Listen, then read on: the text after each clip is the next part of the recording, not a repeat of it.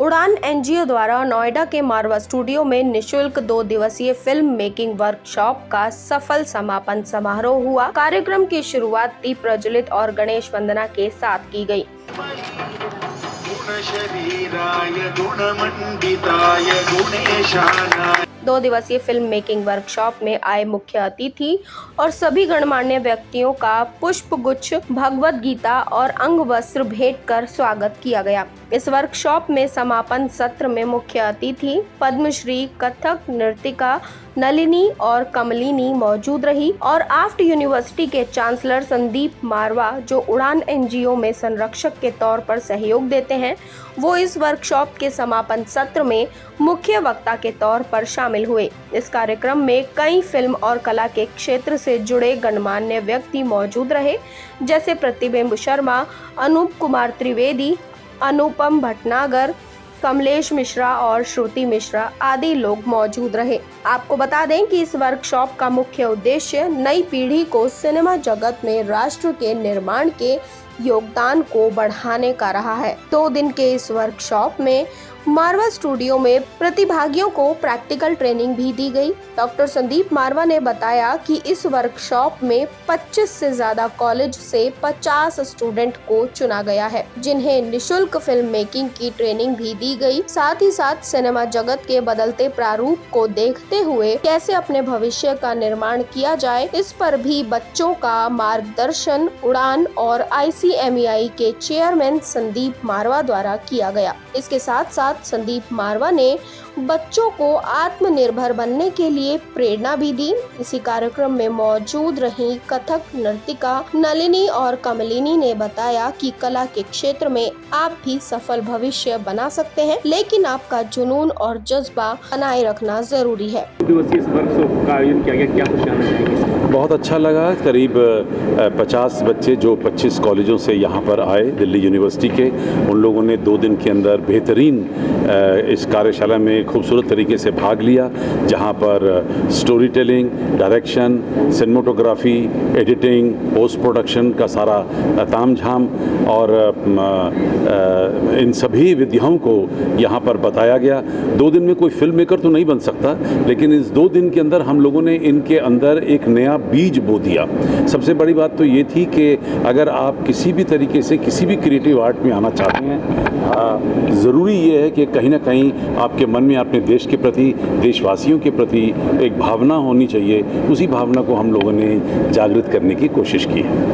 Sir, आपने आत्मनिर्भर की डेफिनेशन भी बताई, तो आप क्या समझते हैं कि जो इंडस्ट्री है ये तो ऑलरेडी सबसे पहले शुरू से ही आत्मनिर्भर लोगों से बनी हुई इंडस्ट्री लगती है आपको? देखिए, ये एकमात्र एक ऐसी इंडस्ट्री है जहाँ पर सरकार की कहीं मदद नहीं ली गई थी और लोग अपने बलबूते पे अपने सिर्फ जोश, लगन और जिसे पैशन आप कहते हैं, उसके ज़रिए पूरी इंडस्ट्री हिंदुस्तान में खड़ी हुई है और भारत आज दुनिया का सबसे ज़्यादा फिल्में बनाने वाला देश है। हम लोग तकरीबन 28 भाषाओं में फिल्में बनाते हैं और तकरीबन 1 करोड़ लोग जो है वो रोज़ सिनेमा देखता है। 10,000 तकरीबन थिएटर हैं और करोड़ों रुपए की टर्नओवर आज देश को इसके ज़रिए मिलती है। इतना ही कहना चाहता हूँ कि आत्मनिर्भर की जो परिभाषा आज मैंने दी है वो ख़ास तौर पे आज की इस यूथ के लिए लागू होती है कि ये लोग इन शब्दों का मतलब समझें और उन्हें अपनी ज़िंदगी के साथ अपनाने की कोशिश करें। सर, जो वर्कशॉप पे जो भी बच्चे आए थे, अगर वो मारवा स्टूडियो से जुड़ना चाहते हैं, यहाँ एडमिशन लेना चाहते हैं, तो किस प्रकार से वो जुड़ सकते हैं? और ये हमने उन्हें बता दिया है कि आप में से जो कोई भी आने वाले दिनों में शॉर्ट टर्म या लॉन्ग टर्म किसी भी कोर्स के अंदर अगर दाखिला लेना चाहता है, उनको फर्स्ट प्रायोरिटी दी जाएगी। स्टूडियो आई है, यहाँ की आपने वर्कशॉप देखी है, तो आपको कैसा लग रहा है और आप बच्चों के लिए क्या कहना चाहेंगी? देखिए, उड़ान जो है समय समय पे अभी आने वाली जनरेशन में जो अपनी भारतीय संस्कृति है उसको विभिन्न माध्यम से प्रदर्शित कर सकें। बच्चों के अंदर वो राष्ट्रीयता, उनकी संस्कृति और साहित्य और प्रदर्शन के प्रति जो भाव है वो सशक्त हो। मीडिया और दूसरी चीज़ें जो एडवांसनेस में चलती है वो तो ले लेकिन जो उसकी मूल जड़ें हैं उसको समझें। तो ये चीज़ लिखित पुस्तकों में नहीं मिलती है। ये कार्य कार्यशाला और उसी से ही आपको ज्ञान आता है। जो अनुभवी लोग हैं वो आके सिखाते हैं। तो उड़ान का ये उद्देश्य रहा और मैं हमेशा इस चीज़ को बहुत सराहती हूँ, क्योंकि अगर जिसे कहते हैं ना, प्यासा कुएं के पास जाए, कुआं प्यासे के पास, उड़ान का ये प्रयास रहा है कि हर कॉलेज के बच्चों को मिलके जो उनके सोच है उसमें भारतीयता की कहाँ तक झलक हो सकती है और आगे आने वाली जो टेक्नोलॉजी है उसका हम किस तरह से मिश्रण करके सामने ला सकते हैं। जिसे कहते हैं ना, एक पाँव पीछे होता है, एक आगे होता है, तो एक अपनी जो परंपराएं हैं उसमें रहें और एक आने वाली एडवांसनेस टेक्नोलॉजी को दोनों को मिश्रित करके हम कैसे करें। और जितनी क्रिएटिविटी आपको आर्ट्स में मिलती है वो अपनी क्रिएटिविटी को चैनलाइज करके दूसरे वर्ग में जहाँ पे भी आप कार्य करते हैं उसमें लगाएं। ज़रूरी नहीं है सब कलाकार बने या किसी मीडिया में काम करें, लेकिन आपकी एक जो पॉजिटिव सोच होती है, अवेयरनेस है। The youth is the attitude of उड़ान। तो ये हम लोग 5 साल से उड़ान के साथ जुड़े हुए हैं। कोरोना टाइम में हम लोगों ने ऑनलाइन क्लासेस ली थी एज ए मेंटर ऑल्सो। तो ये बहुत अच्छी सोच है और जिसके पीछे अनुपम भटनागर जी, श्रुति जी हैं जो आज भी उपस्थित थे, और हम नृत्य विधा को रिप्रेजेंट करते हैं, कथक नृत्य को। तो बहुत अच्छा है कि we pick the talent from the college, youth from the college and motivate them towards our indigenous values as Nalini ji was saying. तो क्या होता है, नहीं तो क्या होता है, हमारे बच्चे जो है, स्टूडेंट्स जो हैं, वो अपने वार्डरोब तो देखते नहीं हैं, उन्हें जो दूर दिखता है उन्हें लगता है बहुत अच्छा है, तो कैप्टिवेटिंग है। बट हमें उनको बताना है कि आप कितने एनरिच्ड हैं, कितने खूबसूरत हैं।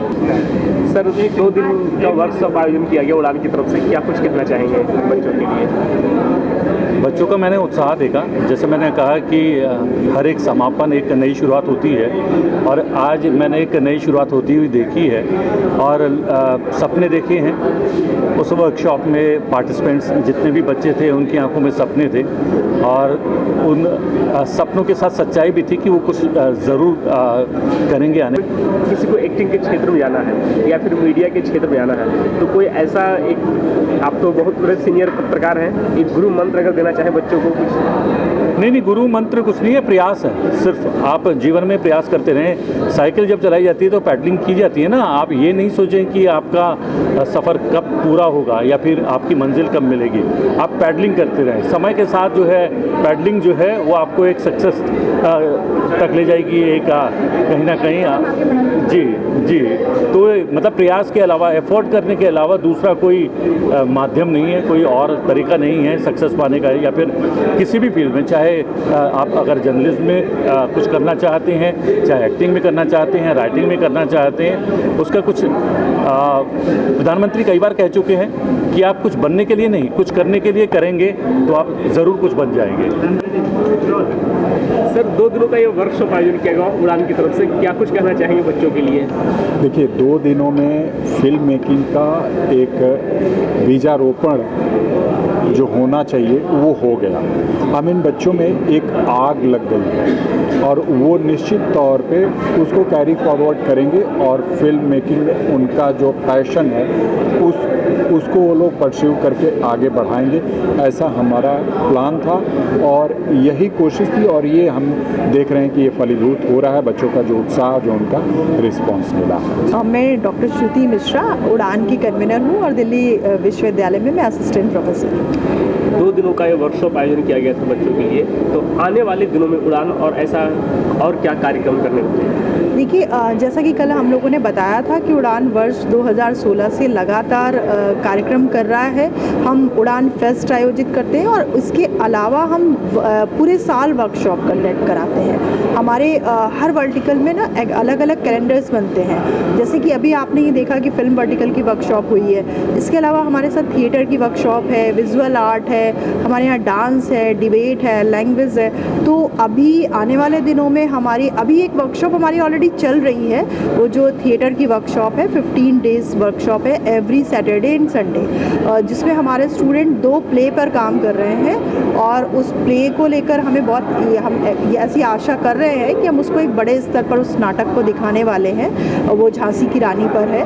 और इसके अलावा अभी 15, 16 और 17 जुलाई को हम ललित कला अकादमी और उड़ान मिलकर एक आर्ट पर ललित कला के साथ हम एक जो आज़ादी के अमृत महोत्सव की थीम को ध्यान में रखकर एक 3 दिन का नेशनल सेमिनार कर रहे हैं।